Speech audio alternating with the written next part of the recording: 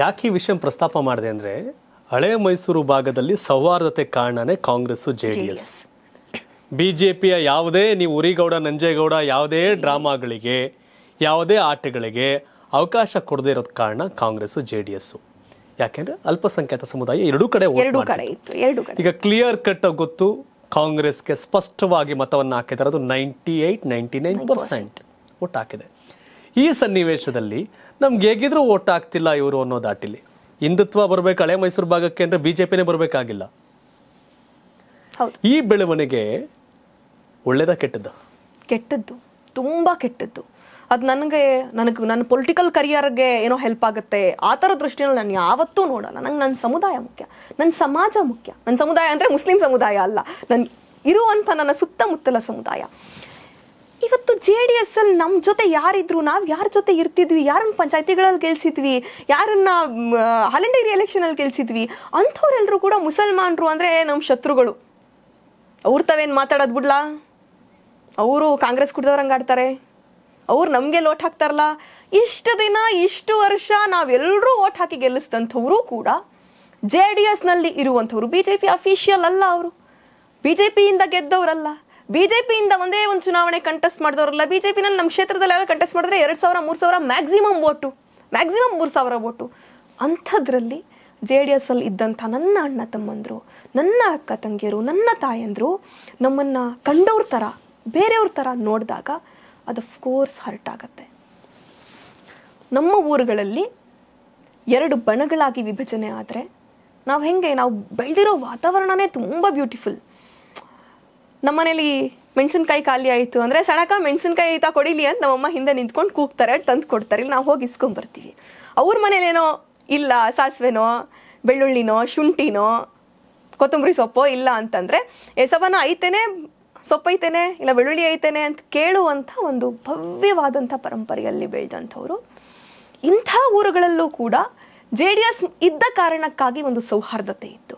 JDS BJPಗೆ ಹೋದ ಕಾರಣದಿಂದಾಗಿ ಚಿಕ್ಕ ಚಿಕ್ಕ ಮಕ್ಕಳ ಮನಸ್ಸಲ್ಲಿ ಹಿಂದುತ್ವ, ಮುಸಲ್ಮಾನರು ಅಂದರೆ ನಮ್ಮ ಶತ್ರುಗಳು, ನಮ್ಮ ಕುಮಾರಣ್ಣಂಗೆ ಓಟ್ ಹಾಕಿಲ್ಲ ಇವರು, ನಮ್ಮ ನಿಖಿಲ್ ಕುಮಾರಸ್ವಾಮಿ ಅವ್ರಿಗೆ ಓಟ್ ಹಾಕಿಲ್ಲ. ನಿಖಿಲ್ ಕುಮಾರಸ್ವಾಮಿ ಸೋತಿದ್ದು ಎಷ್ಟು ಮಾರ್ಜಿನಲ್ಲಿ, ನಿಖಿಲ್ ಕುಮಾರಸ್ವಾಮಿಗೆ ಇನ್ನೂ ಒಂದು 4-5 ಸಾವಿರ ಬೇರೆ ಕಮ್ಯುನಿಟಿಯ ವೋಟ್ಗಳು ಬರಬೇಕಾಗಿತ್ತು. ಇದು ಯಾವುದನ್ನು ನಮ್ಮ ಕಾರ್ಯಕರ್ತರು ಚಿಂತೆ ಮಾಡೋಕ್ಕೆ ಹೋಗಲ್ಲ, JDS ಕಾರ್ಯಕರ್ತರು ಚಿಂತೆ ಮಾಡೋಕ್ಕೆ ಹೋಗಲ್ಲ. ಅಲ್ಲಿ ಪೋಲರೈಸೇಷನ್ಗೆ ಸಾಬ್ರೆಲ್ಲ ಓಟ್ ಹಾಕಿಲ್ಲ, ಸಾಬ್ರಿಗೆ ಯಾಕಲ ಮಾತಾಡಿಸ್ಬೇಕು? ಮೊನ್ನೆ ನಮ್ಮ ಹುಡುಗ ಒಬ್ಬ ಹೇಳ್ತಾ ಇದ್ದ, ಅಕ್ಕ ಈ ನಿಖಿಲ್ ಕುಮಾರಸ್ವಾಮಿ ಸೋತಿದ್ದು ನಮ್ಗೆ ಯಾವ ಲೆವೆಲ್ಗೆ ಎಫೆಕ್ಟ್ ಆಗ್ತಿದೆ ಅಂತಂದ್ರೆ ಹುಣಸೆ ಹಣ್ಣು ತಗೊಳಕ್ ಹೋಗಿದ್ನಂತೆ. ಅವ್ರು ಜನ ಹುಣಸೆ ಹಣ್ಣು ಇಟ್ಟಿರ್ತಾರೆ, ಸ್ಟಾಕ್ ಇಟ್ಟಿರ್ತಾರೆ. ಹುಣಸೆ ಹಣ್ಣು ತಗೊಳಕ್ ಹೋಗಿದ್ದೆ ಕಣಕ, ಓ ನೀವು ಸಾಬ್ರಾ ನೀನು ಅಂತ ಕೇಳಿದ್ರೆ ನಮ್ಮಲ್ಲಿ ಯೂಶುವಲಿ ಮಾತಾಡಿದಾಗ ಗೊತ್ತಾಗಲ್ಲ. ಅಲ್ಲಲ್ಲ, ನಾವು ಯೂಶುವಲಿ ಮಾತಾಡಿದಾಗ ಮುಸ್ಲಿಮ್ಸ್ ಅಂತ ಯೂಶುವಲಿ ಗೊತ್ತಾಗಲ್ವಲ್ಲ, ಆಗ ಹುಣಸೆ ಹಣ್ಣು ತಕೊಡಿ ಅಂತ ಕೇಳವನೆ. ಏನೇನ್ ಹೆಸರು ಸಾಬ್ರಾ ನೀನು ಕೊಡೋದಿಲ್ಲಕ್ಕಂತ ಹೋಗು, ನೀವು ನಮ್ಮ ನಿಖಿಲ್ ಕುಮಾರಸ್ವಾಮಿ ಸೋಲ್ಸಿದೀರಾ ಅಂತ. ಅವ್ನು ನನಗೆ ಮೊನ್ನೆ ನಾನು ಊರಿಗೆ ಹೋದಾಗ ಹೇಳ್ತೀಯಾನೆ, ಅಯ್ಯೋ ಒಳ್ಳೆ ತಲೆನೋವು ಕಡಕ ಅವಮ್ಮ ಹಂಗಂತೂ ನನಗೆ ಅಂತ. ಅಂದರೆ ಈ ಲೆವೆಲ್ ಆಫ್ ಪೋಲರೈಸೇಷನ್ನ JDS BJP ಜೊತೆಗೆ ಸೇರಿ ತಾನು ಹಾಳಾಗೋದಲ್ಲದೆ ಮುಗೀತು. JDSನ ಕಥೆ ಇನ್ನೊಂದಷ್ಟು ವರ್ಷಗಳು BJP ಸರ್ವನಾಶ ಮಾಡಿ ಇಡುತ್ತೆ.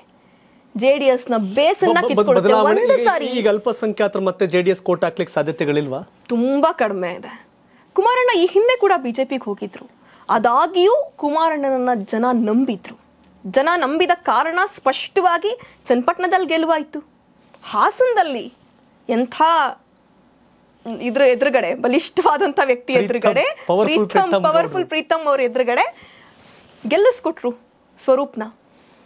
ಇಂಥ ಒಂದು ನಿಮ್ಮ ಜೊತೆಗೆ ನಿಂತಹ ಮುಸಲ್ಮಾನರಿಗೆ ನೀವು ಬೆನ್ನಿಗೆ ಚೂರಿ ಹಾಕುವಂಥ ಕೆಲಸ ಮಾಡಿದ್ದೀರಾ, ಎಷ್ಟು ಅಂತ ನಂಬ್ತಾರೆ? ನಾವೆಲ್ಲ ಸ್ಟ್ರಾಂಗ್ಲಿ JDS ಪ್ರತಿಪಾದಕರಾಗಿದ್ದವರು. ಕನ್ನಡ, ಇಲ್ಲಿಯ ಪ್ರಾದೇಶಿಕತೆ ಇವೆಲ್ಲ ವಿಚಾರವಾಗಿ ನೀವು ಸ್ಟ್ರಾಂಗ್ಲಿ ನಿಲ್ತೀರಾ, ನೀವು ಒಂದು ದೃಢವಾದಂಥ ಧ್ವನಿಯನ್ನ JDS ಎತ್ತುತ್ತೆ ಅನ್ನುವಂಥ ಒಂದು ಬಲವಾದ ನಂಬಿಕೆಯಲ್ಲಿ ಅವ್ರ ಜೊತೆಗೆ ಪ್ರಾದೇಶಿಕವಾದಂಥ ಒಂದು ಶಕ್ತಿಯ ಕಾರಣಕ್ಕೆ ನಾವೆಲ್ಲರೂ ಇದ್ದವರು.